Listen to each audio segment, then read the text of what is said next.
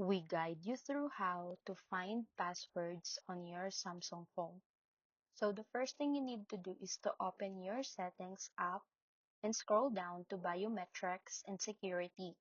Then tap on Samsung Pass, where you'll be asked to verify your identity using your fingerprint, PIN, or face recognition.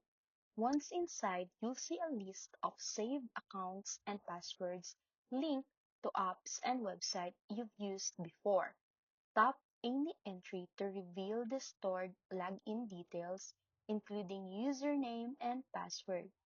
If you are using Google for saved passwords instead, go back to Settings, scroll to Google, tap Manage your Google account, then head to the Security tab and find Password Manager.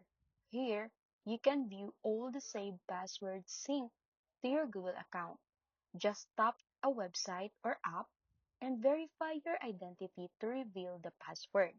For Samsung Internet users, open the Samsung Internet browser, tap the menu icon, go to Settings, then Privacy and Security, and select Save IDs and Passwords to access your stored logins. Always make sure your phone is secured with a lock screen to prevent unauthorized access, and never share your passwords with anyone.